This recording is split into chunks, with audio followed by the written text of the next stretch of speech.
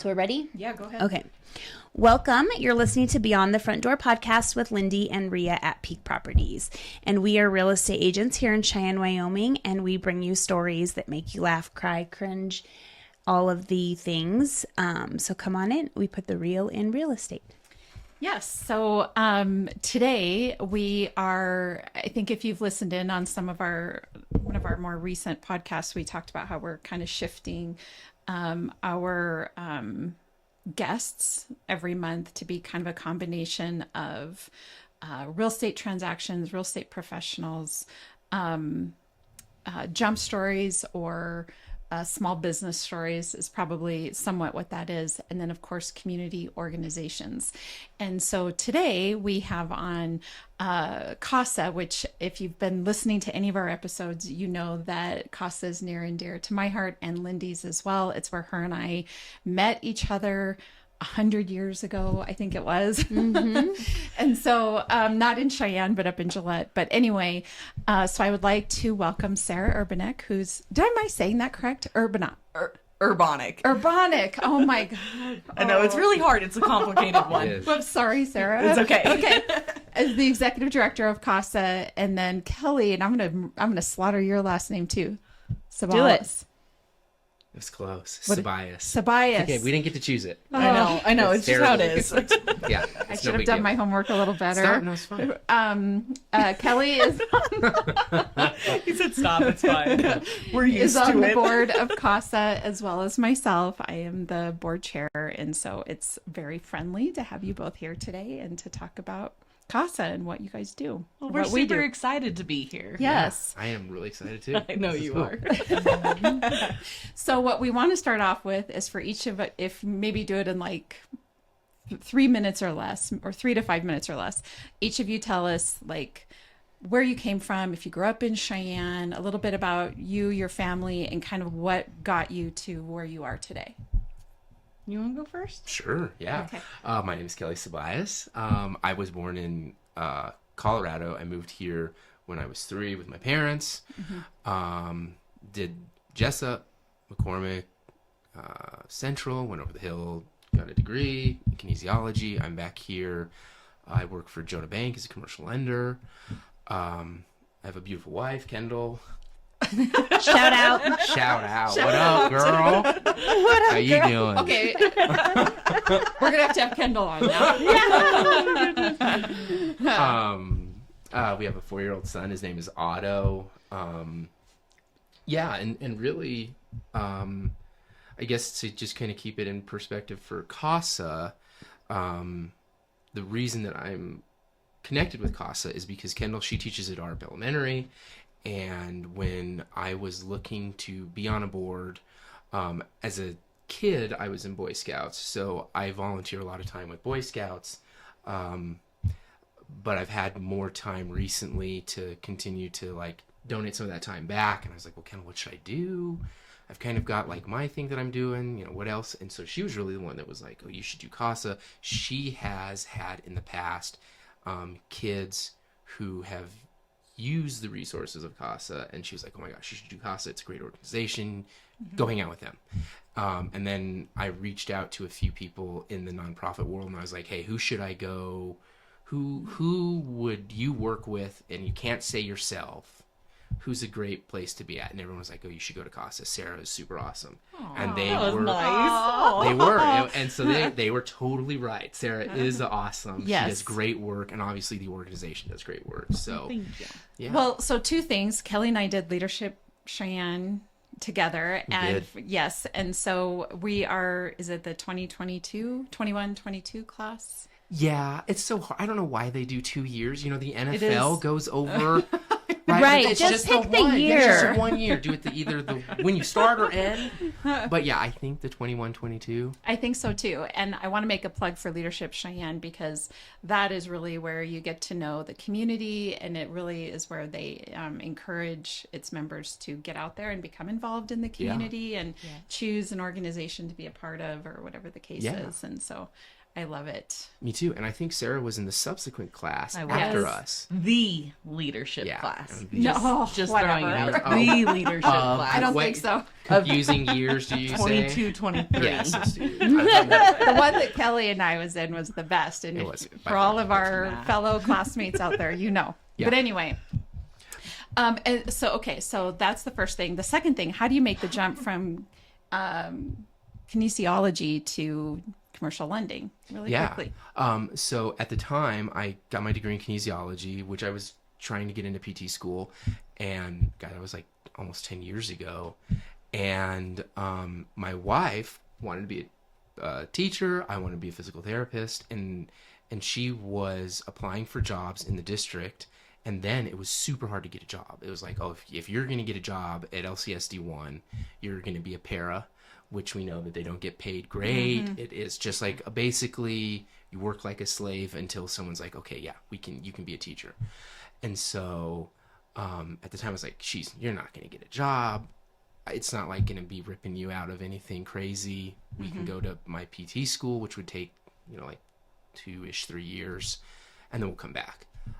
She got the job, which again, shout out. It doesn't happen. And like I said, Kendall, you need to come on and join us here one of these days. Yes. So Fantastic.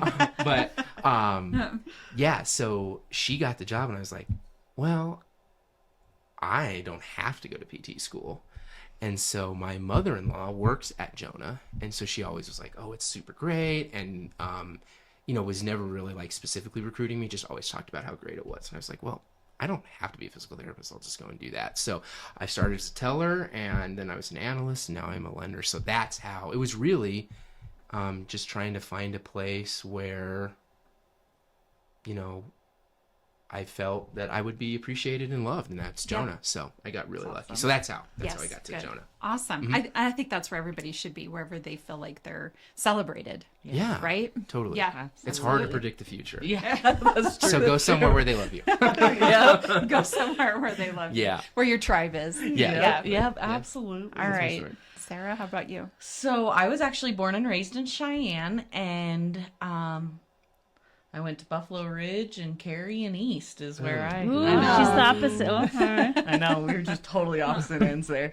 But grew up here. I did actually move away for about 5 years. I lived down in southern Georgia, and that's actually where I found CASA, was down there through some really unfortunate events. I was a person who always grew up knowing domestic violence and child abuse existed. I just never realized that they existed in my little world. And so it's been about 10 years ago.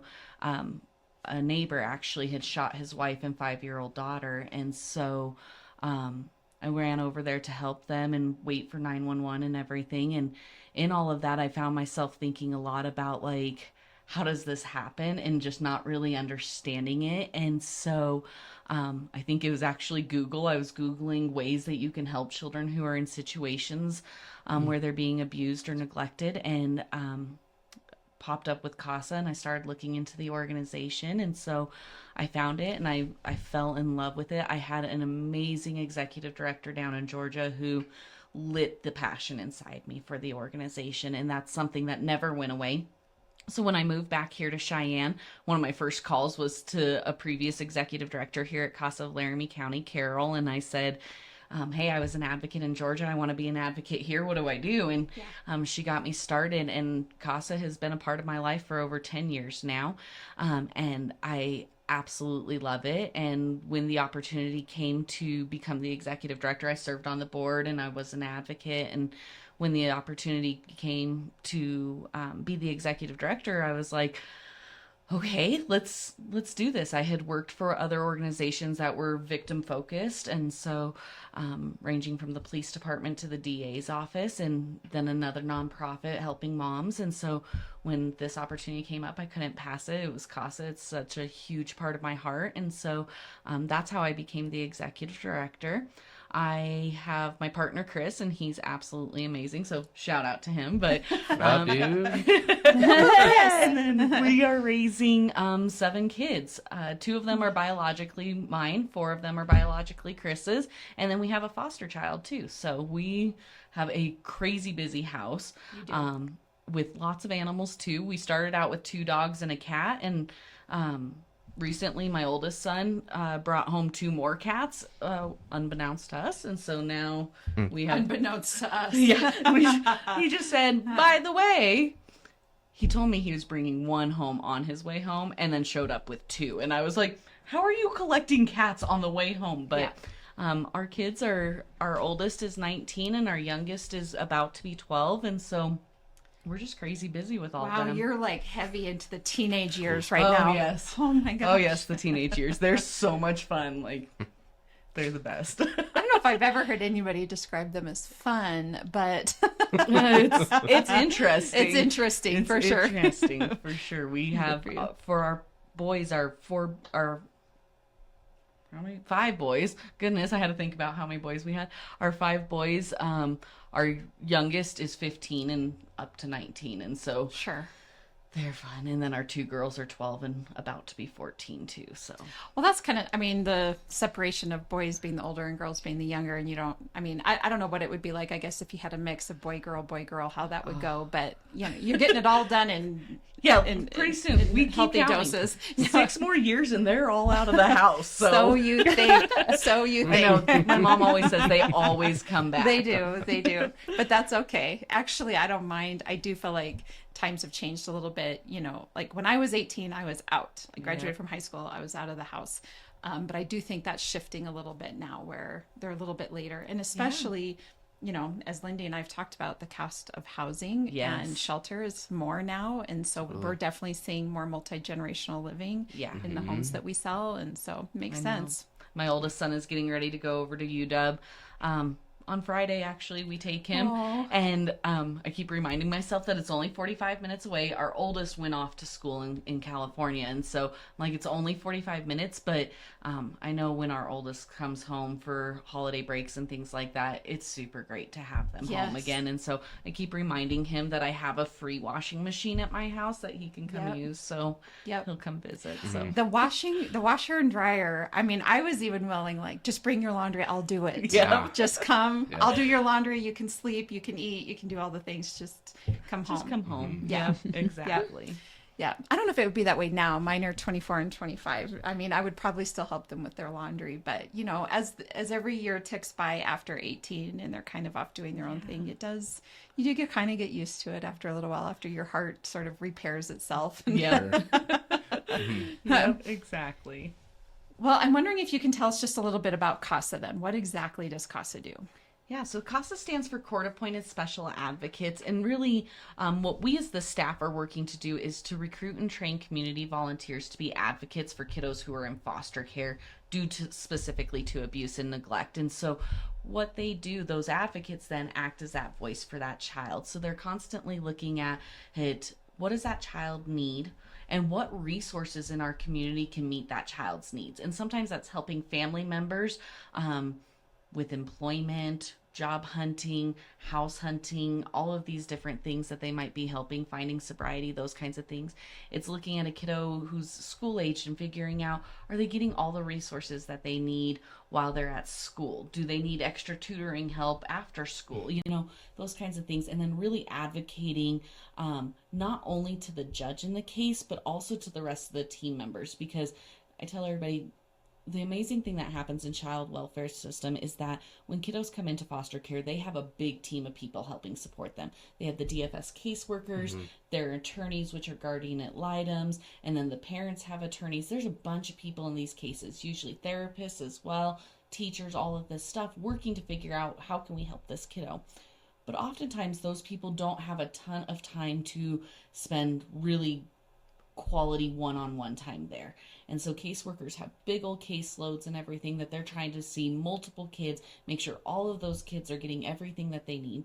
So they get an hour to spend with that kiddo maybe.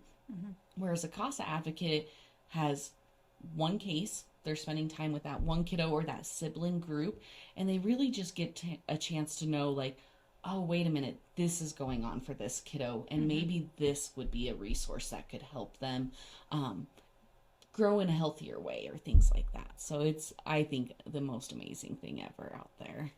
I would agree. And I think that for anybody that's listening, that's considering a volunteer opportunity, it's if you are looking for a volunteer opportunity that is going to expand your skill set and your learning and to know more about what's happening in the community, this is a really great volunteer opportunity for that, because you're not only are you making a difference to that child or to that family, but for yourself as well. Yes, There's some totally. self-fulfillment and growth that occurs when you're working, with lawyers and caseworkers and judges. And, if the legal system in general is something that is of interest to you, and kind of how all of it works, being a CASA advocate is a great way to become, learn all of that. Yeah. And what you just said, that we just literally posted on Facebook today a story from an advocate that I think really showcases those ways that you are going to gain something out of it. This CASA advocate, we have a Shoes for Kids program, and it's not just for kiddos who are in foster care, but any kiddo in Laramie County who's in need of a new pair of shoes, school social workers or things like that reach out to us, and we can give them a voucher to Shoe Carnival to get brand new shoes.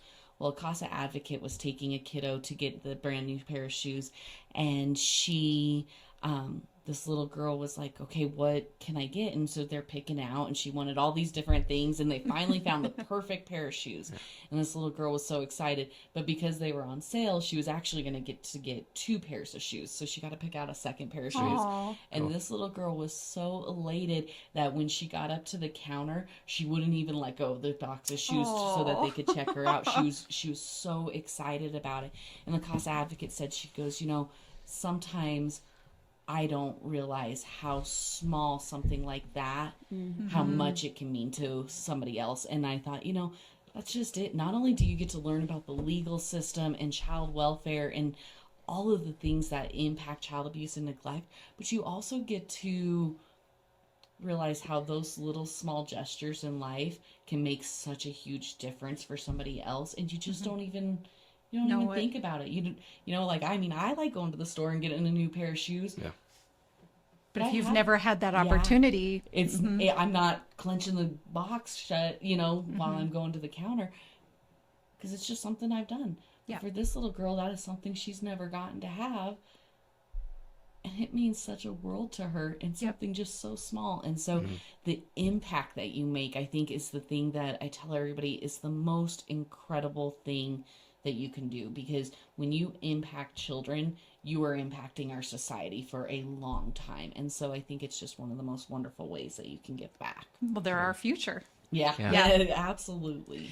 Well, and also for anybody that is thinking about it, something I heard a lot when I was with the CASA program I was with before Cheyenne, is people would say to me, I don't know how you do what you do. I would just want to take all the children home with me. And I think that's if there's maybe one reason why people choose not to become an advocate, or is they think it's going to be too heartbreaking, or that there isn't going to be a good solution for those children. And what I always tell them is that the children don't want to come home with me. They want to go home with their mom or dad. It doesn't matter how amazing of an advocate I am, or how how much they love me as an advocate. At the end of the day, we all want our mom and dad. And at the start of every case, pretty much that's the goal, is to get back to mom and dad. And so, if and the other thing I think to understand is that I also was involved with CASA prior to Cheyenne for about 11 years. And out of all of those 11 years, I think I can maybe count on one hand the number of parents that actually had cruel intentions for their children. Most do not, right? Most everybody's dealing with some level of generational trauma. Everybody's doing the best that they can. And sometimes the best that they have is not legally good enough. Yeah. And so the system has to get involved. But I think if we can come at it from a place of compassion and love, then it's a lot easier to become involved. And that's the way we make the differences in the world, period, is if we come at things with compassion, then we start to go, oh, wait a minute, there might actually be a solution to these things. And so it really is an incredible thing. And I just want to throw out there, so Lindee's mom was the executive director of the CASA program in Gillette before I was. And so Lindee's also had all the firsthand, like she worked, well, and I think you guys know that in Gillette, the CASA program and the visitation center were together. So that's where Lindee and I worked, was getting involved that way. So you saw firsthand, plus of course you worked for the Department of Family Services. So you've been involved in all of these things also. Okay, so Kelly, being on the board, we have an event coming up. I'm wondering if you want to talk about that. We have a super awesome. We are going to be doing a casino night at the Red Lyon. It's going to be a lot of fun. Yeah. There's going to be some really great prizes. The cool part is, to do gambling, you got to be 21. Not tonight, or at our night, you don't have to be. So, it's going to be awesome. We're going to be giving away a trip to. Oh my goodness, I can't remember the name. For Pete's sake! Oh, really? You can't remember? Cabo. Whoops. Yeah.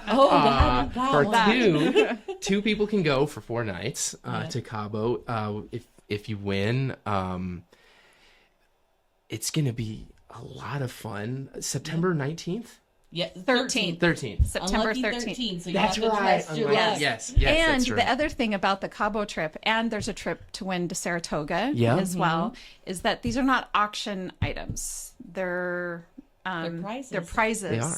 When you are gambling in the casino night, that's where you get the opportunity to win. So it's a level playing field. Yes. Everybody that comes in has the opportunity to win one of those 2 trips. Yeah, no, you don't have to worry about bidding against some super rich war chest right to get this.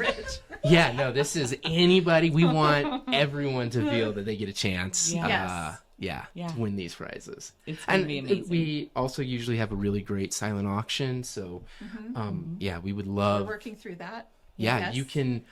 I'm sure we can somehow give information to either reach out to Sarah or I or to you. Somewhere. Yeah. So, if you would love, we would like love to have you guys come. Yeah, we have individual tickets, corporate sponsorships, a few different levels. So, we would love to see you guys there. Yeah, and we're going to have a really fabulous speaker this year. She's a 19-year-old young lady who actually grew up in the foster care system, and she's going to share her story. So I think it's going to be powerful, and then it's also going to be a ton of fun. It's gambling and trying to win those prizes. Yeah. And the food. Oh, the food is so good. Lindee, I forgot to tell you this. So we did a taste testing back in June. What are the names of the ladies? Because they knew you. My goodness. What is...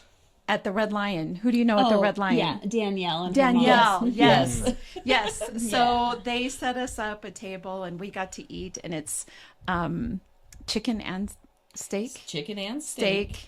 And bacon on the chicken. Yes. Mm-hmm. It's heavenly. Amazing mashed potatoes. Yes. And some good salads. Yes, and great dessert. Oh, yeah. It was awesome. It was. So, I think about that meal quite often, and I can't wait for September 13th. Yeah. And so that's going to be served there that night. So, it's going to be a good event. It's going to be a lot of fun. And we're going to raise a lot of money for a super awesome organization. Yeah. Yes. So,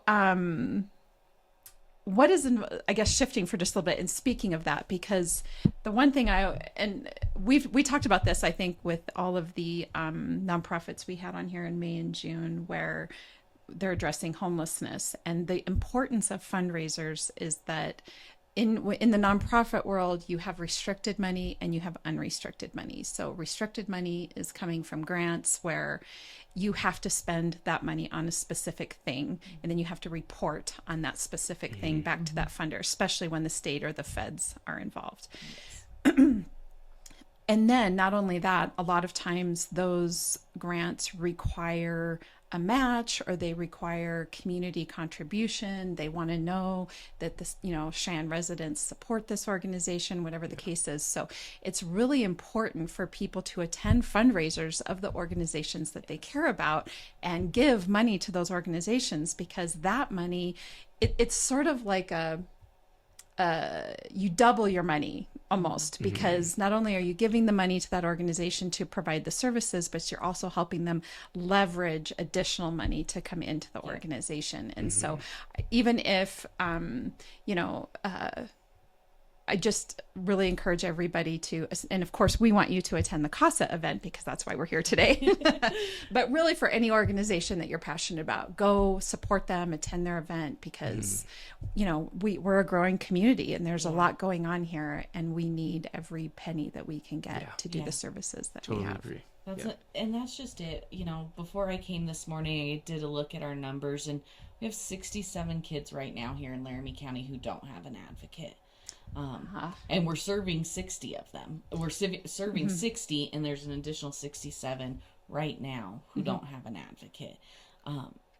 The need is so high, and unfortunately that doesn't change. We typically see an uptick once school starts back too, just because kiddos are back in school and more eyes are on them, and so we tend to see that uptick. And so the need is there. And when you're giving to an organization like CASA, what you're doing is you're making sure that those advocates are trained on things like child abuse and neglect, and how to recognize those signs, how domestic violence or mental health or substance abuse impacts child abuse and neglect.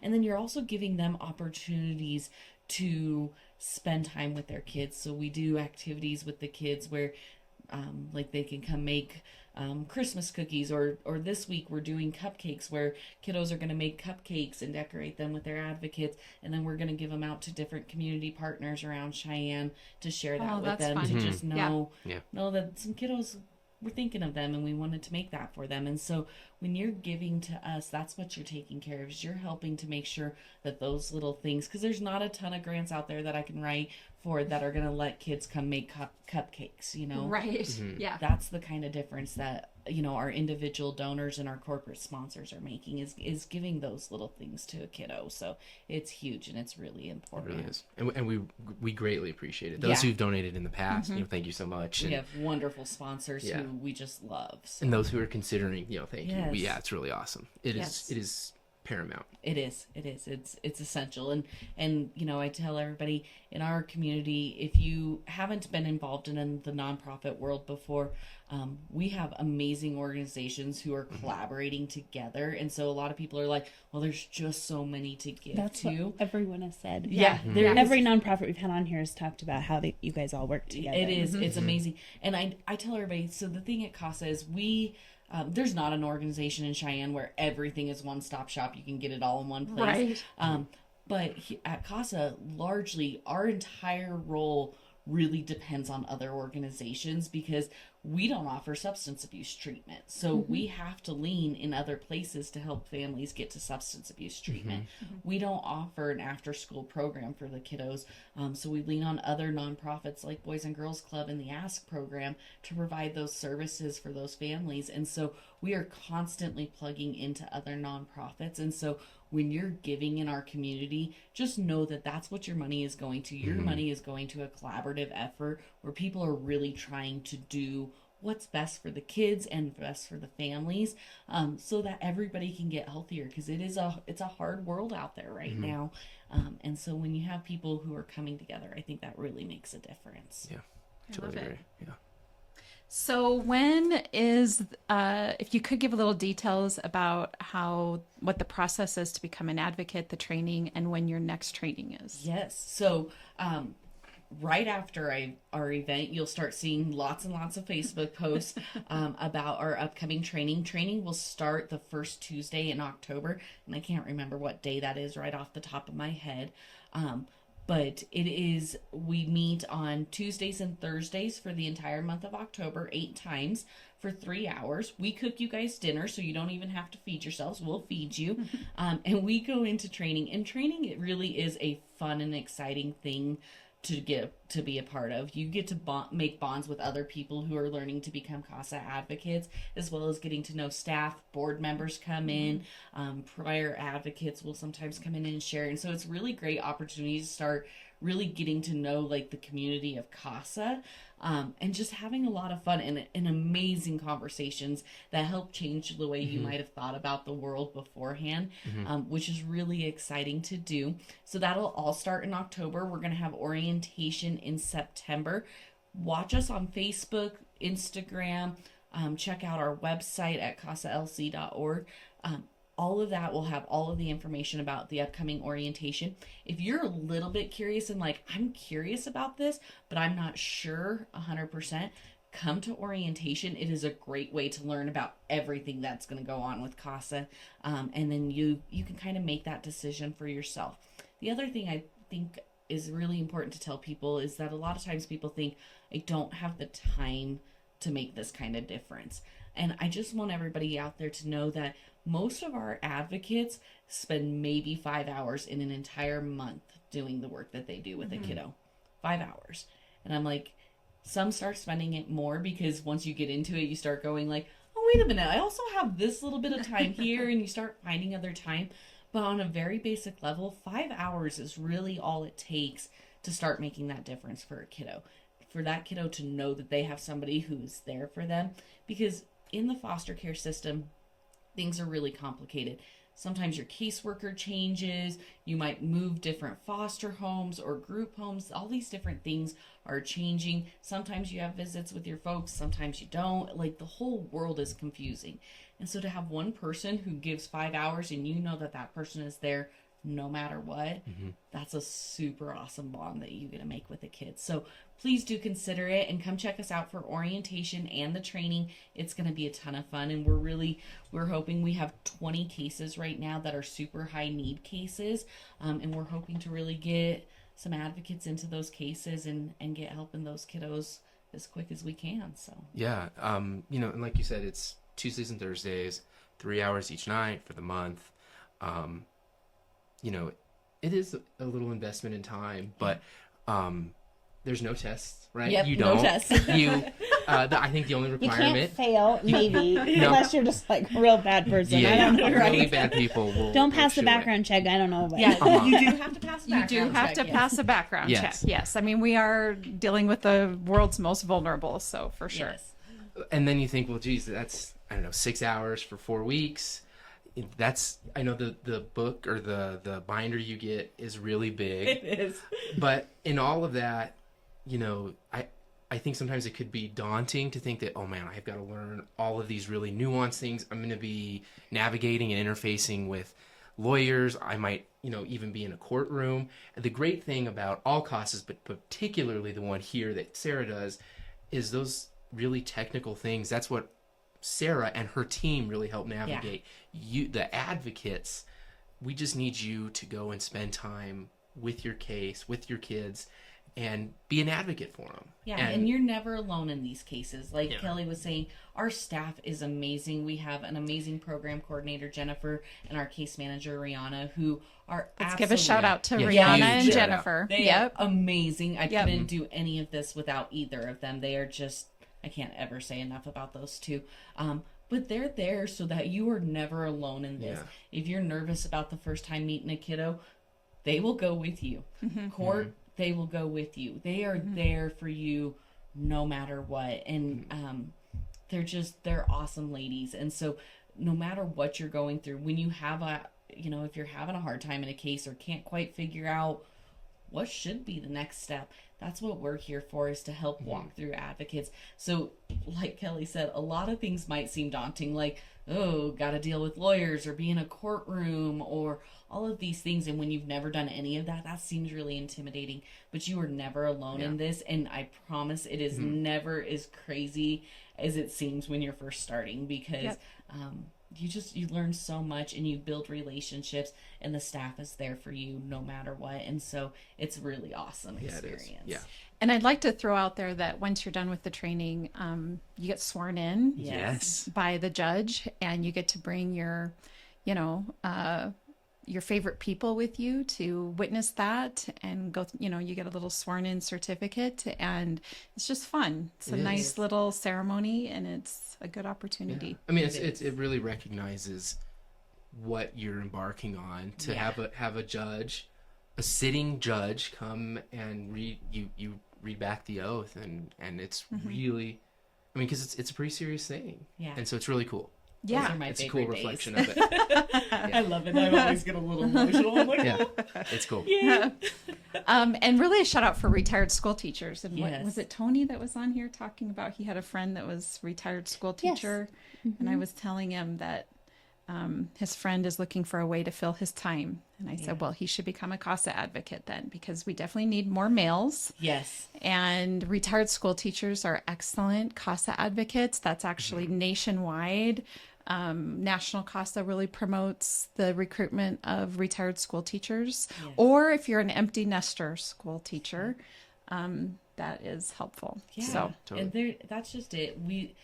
School teachers bring such unique experiences because they've worked with these kiddos throughout their whole career. lives, yeah. And so they know it, and they know educationally what a child might need. And we have had some of the most amazing advocates who were teachers. And just in general, we've also had amazing advocates who were stay-at-home moms or Really, dads that yes. work full-time Anybody. jobs. I mean, Yeah. there are amazing folks out there, and I think that's what's cool about CASA is everybody brings something different to a case, and we work really hard to try to match our advocates up with different cases so that it's a good match. And so we look at it, you know, we have a gentleman who spent most of his life working in places that helped children that have autism. And so we ended up with a case where a kiddo had autism. And I'll tell you what, that child adores his advocate. Yeah, what a great pairing. It's perfect. You know, they work so well together. And so I gotta say, we have amazing advocates who come from every walk of life. Yeah. So many different backgrounds. We have people who have never even had their own children who are advocates, and they do amazing things for these kids. Yes. And so, but huge shout out to all of our amazing Yes. advocates. Oh my God. They are Absolutely. incredible. Absolutely. Okay, so if somebody wants to become a CASA advocate, how do they find you? Call us. Our phone number is 307-222-1902. And you can talk to any of us. It'll give you prompts for myself, Jennifer, or Rihanna. Hit any button. We will all happily talk to you. And then, like I said, follow our Facebook and our social media. It'll have information about orientation night. You can get a hold of us far before orientation, and then you get to get awesome emails from Jennifer reminding you of orientation and everything. But if worst case, then show up on orientation night. And like I said, our social media will have everything about orientation. Show up on orientation, and we'll tell you all about it. And so it's Awesome. It's super awesome. What's the website? CASALC.org. Yeah. Okay. And, you know, you guys being in the real estate world, warm referrals are huge. Yes. So I would also say, you know, on the website, it has our board. And so check it out. Maybe you might know someone on our board or familiar with where they work. And, you know, sometimes when you go somewhere and you call, of course, Sarah would always say beautiful things about CASA, and she's not lying. It's true. But maybe if you could find someone on our board too, That you any of know. us on our board would be more than happy to tell you the exact same thing Sarah would say, but you might know them. So either place, call any of us. Yep. I love it. Okay. And then the event, the CASA Casino Night, is Friday, September 13th. So if you're looking at donating to the silent auction, being a sponsor, or just attending the event, you can get a hold of me, you can get a hold of Sarah or Kelly. Yes. And if you're watching this video on Facebook or wherever, get in the comments. We'll help direct you wherever it is that you need to go. Comment, shout out. This is so Comment, crazy. shout I out. love doing this. This is so Have you cool. heard that? Comment, shout out. Comment, shout out. We're going to Yeah. use that now. That's so so cool. excited. I love That's Kelly. so cool. It's happening. Okay, so final questions that we ask all of our guests, and Kelly, you got to know this is coming since you are a fan of Beyond the Front Door. What is your favorite thing about Cheyenne? Man, my favorite thing about Cheyenne. Well, I mean, the cheesy answer is it's home, right? Sure. You try to leave several times and it brings you back. The rubber band effect. Yes. Yeah. Yeah, it's a place I'll probably spend the rest of my life. so familiar with it, why I love Cheyenne. I mean, gosh, there's so many. Just pick one. Okay. Just one. My most like a kid. My most All of it. Yeah, I'm not gonna go. Okay. I really love when I grew up. I played soccer, and I love at the time it was CSA, the Cheyenne Soccer Association. I love the little soccer community that's in Cheyenne. I love it. I'm a coach. I love being a part of it's just the rec. It's not the competitive, although the competitive world is a fun one too. I just love the little Cheyenne soccer. I think it's the club now, CSC. I love that. It's just, I love it too. It's something that I care deeply about. I love playing soccer. I love going out there, and it's like going back in time.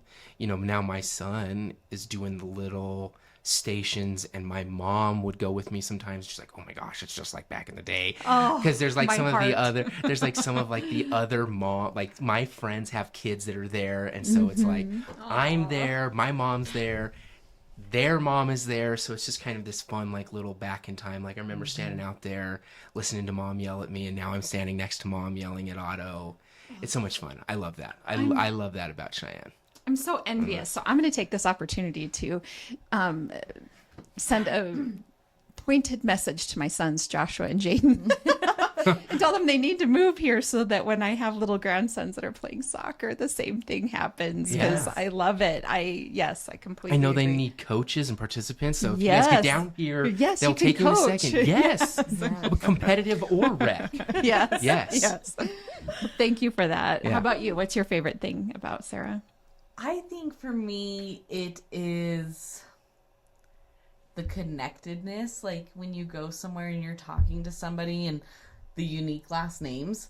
I love when somebody's like, wait a minute, are you related to so-and-so? And I'm most of the time, just to be clear, I'm not actually related to those people. I only have a brother here in town. And so with the same last name as me. And so, but it's that connectedness of where somebody knows you or they know somebody that you know, and so they'll say, oh, I heard about you and blah blah blah. I just had a meeting the other day with somebody who said, oh, how are you doing? I heard about X that happened and da da da. And I was like, wow, how did you? And they're just the connectedness of people knowing each other. And I think we're a fairly big town, but we are not like Denver, those crazy places. But we're a big enough place, but it still has such a small town kind of vibe to it that people know each other and there's that connectedness.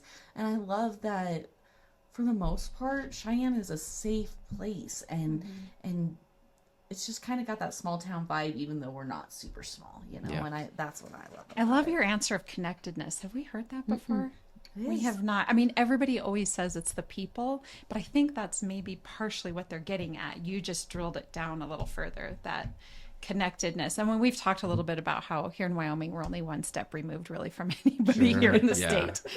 Yep, that's very true. So, that's a great answer. It is. I think it's the best part. I mean, you go out there, try it sometime. You start talking to somebody and you'll find something where it's leadership Cheyenne or, somebody who knew somebody, there's this way that you can connect to people that I think you don't get in big cities, and you really find it in small towns. Everybody knows everybody, but it's not so small that everybody knows everybody's business gossip and business and all of that stuff. But you can find ways to connect with people over things, and I think that's just the coolest part about Cheyenne. So I love it. Has anyone asked you guys officially what your favorite thing in Cheyenne is on the podcast?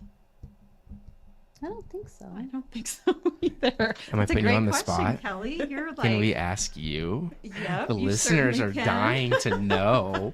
We should already have the answer in our head. We should. I like the connectedness of the She's like, and Wow. the people. And the Oh, it's funny. Okay, so I would say my favorite thing about Cheyenne is the location. Oh, it's a good spot. It's a good spot. We're still in Wyoming, Yeah. even though we're just a few miles from the border. We're still here. We have access of lots of things to do. I would agree with the people, the connectedness. The only other thing too, and the people that live in Cheyenne may not agree with me on this, but I do feel like the weather is milder here than it is in northern Wyoming, and I've come to appreciate that. So, I mean, other than the first year I was here, we had a blizzard that brought 3 feet of snow in. Other than that, That was your first year? Well, I moved in fall of 2020, and then that blizzard happened the following March of 21. Yeah. So my house was, and my husband was up in Gillette working. So my neighbor, thankfully, was helping me unbury. There's some little pipe that is only like this far from the ground in the back of my house, and it kept getting buried with snow, and then my heater would quit working. So he was like helping me navigate everything that was happening during that blizzard. My neighbor Brian, shout out to him. But anyway, that's awesome. Sweet. Cool. What's your favorite? My favorite thing is that all of my favorite people are here in Cheyenne. Yeah. My whole family lives here, and we didn't always. So I think that's my favorite. I would agree. She always talks about that if she had to move, she'd have to pick up Cheyenne and all my take people it with her. Take them with me. I can't move. Who's your my dad, my mom, my step parents, my brothers, my brother, my sisters, Their families. Yep, my husband and his mom, and All your friends. all my friends. Yeah. It is nice. That's a beautiful thing. It is. Yep. It is. I love it. So your question. Oh, my question, yes. And since it's a real estate thing, if you could buy real estate anywhere in the world, where would it be and why? And if money is no object. You go money's first. no object. And you're rich. You're rich. Oh, like everywhere then. If that was the option, everywhere. I'm buying it all up. Ooh. And what would you buy? I think I got an answer. Do you want time to think? Yeah, give me a time to think. Sometimes me and my wife Kendall will play cabin or beach house. Cabin usually wins. An honorable mention is we do love Disney World, so it'd be nice to be close to Mickey Mouse. But I think really it would be really awesome to own several hundred acres in the middle of the state, or maybe up towards the Tetons, because then that's where you get like those landowners permits where you can like, you don't have to submit and like pray that you get a license, Right. and then have a cabin on it, and then it's like enough land where like there's probably maybe like some springs on it, and you could like understand like where like the animals that do inhabit it, like usually where they go. And I think it'd be really awesome. And then you'd get to go up and like have like Christmas at the cabin. Like I don't know if you could like snowshoe in or something. Like this is a total Hallmark movie at this point. I would never like carry all of the presents Cut like the tree a down. mile. I would. Snow dripping from your hat. Yeah, it would be. I would hate it. It would be awful. But the idea of being like stuck in a cabin way up in somewhere with a bunch of snow. I would agree. It's very romantic. I think that would be sweet. That would be my guess. It. So I think for me, I don't know. I mean, I love the idea of a beach house. I love the idea of a cabin. Like all of those things are fun, but really I love where our house is now. We are so blessed. Our house butts up to BLM land, and so it's just vast and open to the north of us, and I love it. And so I couldn't imagine being anywhere else other than our house. Like, I mean, I'd probably love to like smash down our house and build a whole new beautiful house or something like that. Yeah. But I just love it. And I mean, beach houses and cabins would be great anywhere. I also love down by like Moab in Utah. Such a cool place to explore. And so having a little getaway down there would probably be pretty cool too. I really love it down there. So yeah. I think a lot of our guests have said here. Like we live here for a reason, and so we are living out where we would want to be. Sure. I like to vacation other places, but I'm here, man. I'm stuck. Us too. Yeah. Well, anything else? I don't think so. I don't think so either. Well, thank you both for being on today. No, it was thank you guys so for much having fun to us. have you We both on. appreciate it. Yes. And it's been a good conversation today, and I love talking about CASA, as you know. So thank you so much for being on. Thank you. Yes. Of course. And for all of our listeners, as you know, Lindee and I are realtors here at Peak Properties. So if you're looking to buy or sell, you can find us at www.sellcheyenne.com, as well as all of our social media channels. And of course, Beyond the Front Door podcast on YouTube, Spotify, iHeartRadio, and Apple Podcasts. And we hope you have a really great day and attend the event on September 13th. Yes. Yes. All right. This episode of Beyond the Front Door is brought to you by Peak Properties in Cheyenne, Wyoming. With over 75 years of combined experience in real estate, it's our goal to help clients buy and sell and save by providing the information you want and the professional services you expect. Let us help you with your residential, commercial, HUD, income-producing properties, as well as vacant land and rental needs. To learn more, visit www.sellcheyenne.com.